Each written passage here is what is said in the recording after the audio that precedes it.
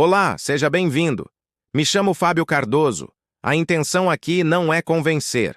É imparcialidade total. É lançar luz a um determinado assunto pouco discutido. A conclusão é sua. Inscreva-se. Não custa.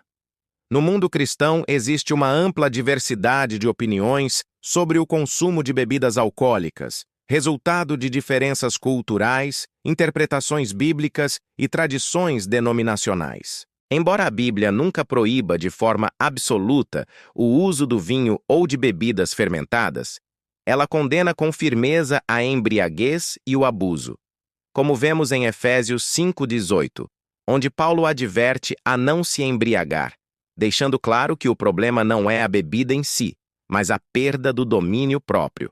Nos primeiros séculos do cristianismo, o vinho fazia parte da vida diária dos cristãos, tanto em refeições familiares quanto em festas e rituais religiosos. A ceia do Senhor, instituída pelo próprio Jesus, utilizava vinho como elemento simbólico central.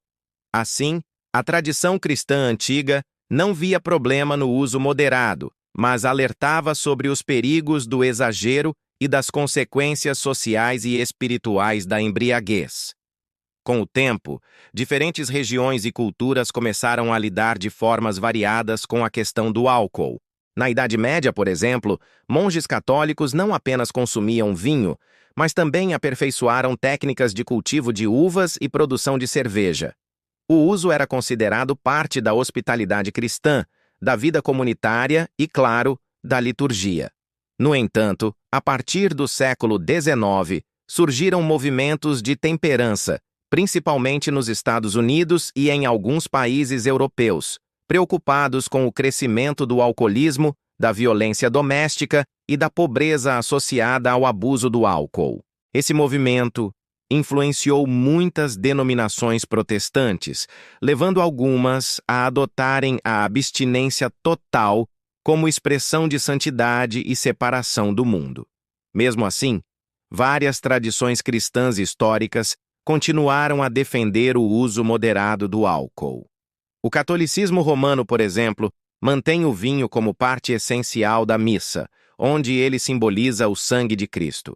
Além disso, em muitos países de tradição católica, como Itália, Espanha, França e Brasil, o vinho acompanha naturalmente refeições e festas religiosas, sem ser visto como pecado. A Igreja Ortodoxa também nunca proibiu o uso moderado. Em países como Grécia, Rússia e Romênia, o vinho faz parte das celebrações litúrgicas e familiares. A embriaguez é condenada, mas o consumo moderado é aceito como parte da vida cristã, ligado tanto à cultura quanto à espiritualidade. No anglicanismo e nas igrejas episcopais, especialmente no Reino Unido e em países de influência britânica, a moderação também é a regra. O vinho continua presente na Santa Comunhão e nas reuniões comunitárias não há, historicamente, restrições severas quanto ao consumo responsável. Entre os luteranos, o exemplo do próprio Martinho Lutero é frequentemente citado. Ele não apenas consumia cerveja com moderação, mas também via isso como expressão da liberdade cristã, desde que não levasse à falta de autocontrole. Em países como Alemanha e Suécia, a tradição luterana mantém essa perspectiva equilibrada. As igrejas reformadas e calvinistas, presentes na Suíça, nos Países Baixos, na Escócia e na África do Sul, geralmente compartilham dessa mesma visão.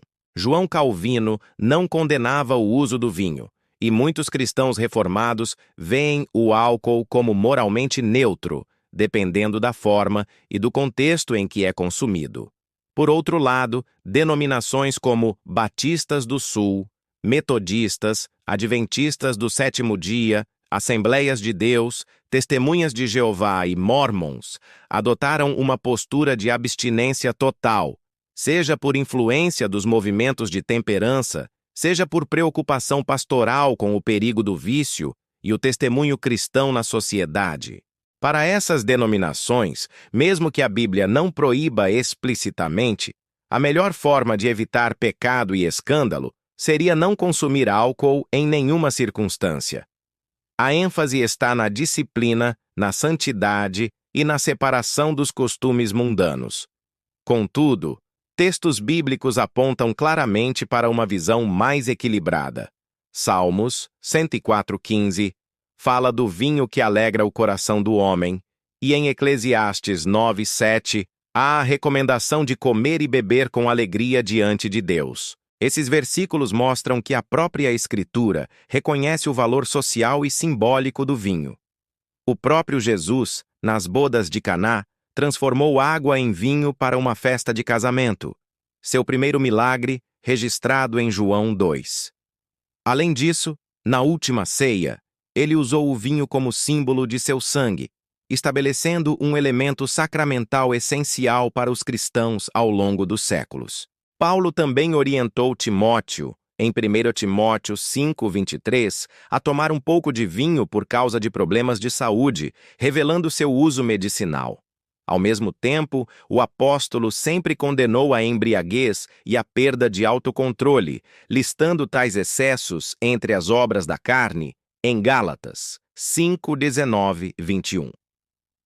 Outro princípio importante aparece em Romanos 14 e 1 Coríntios 10, onde Paulo ensina que tudo deve ser feito para a glória de Deus e que não devemos ser pedra de tropeço para nossos irmãos. Assim, o consumo moderado pode ser permitido, mas a liberdade cristã deve sempre ser acompanhada de responsabilidade e amor ao próximo.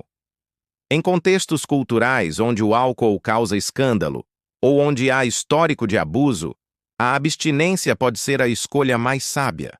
Mas isso não significa impor uma regra universal onde a Bíblia não estabeleceu mandamento explícito. Historicamente, países de tradição católica, ortodoxa, luterana e reformada mantiveram o consumo moderado como parte da vida social e religiosa. Já regiões fortemente influenciadas por movimentos avivalistas e de santidade optaram por padrões mais rigorosos. Essa diversidade mostra que a questão não é apenas teológica, mas também cultural. Em alguns lugares, beber vinho em festas familiares é algo normal. Em outros, pode ser visto como sinal de mundanismo ou falta de piedade. Teologicamente, a chave está em distinguir entre uso e abuso. A Bíblia condena repetidamente a embriaguez, mas não o consumo moderado. Portanto, o pecado não está na substância, e sim na forma como ela é usada. Além disso, a liberdade cristã deve ser equilibrada pelo fruto do Espírito, que inclui domínio próprio. Se uma prática leva ao vício ou prejudica o testemunho cristão, então deve ser evitada, não por legalismo, mas por prudência e amor. Em muitos países, questões legais também influenciam. Idade mínima para consumo, limites para dirigir e outras leis devem ser respeitadas pelos cristãos, que são chamados a obedecer às autoridades civis. Por isso, a decisão pessoal deve levar em conta consciência, contexto cultural, saúde, maturidade espiritual e impacto sobre outros irmãos.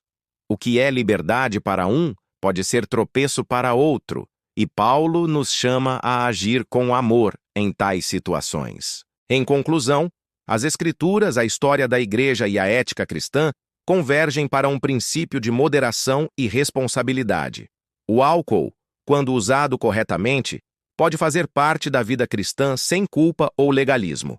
A embriaguez, o vício e o escândalo são claramente condenados. Mas o uso moderado, associado à gratidão, à celebração e ao domínio próprio, encontra espaço legítimo dentro da fé cristã, conforme a maioria das tradições históricas tem mantido. Assim, cada cristão e cada comunidade devem buscar equilíbrio, sabedoria e sensibilidade, evitando tanto o abuso quanto o julgamento apressado, para que tudo seja feito para a glória de Deus e para a edificação mútua. Quem tem ouvidos, ouça o que o Espírito diz às igrejas.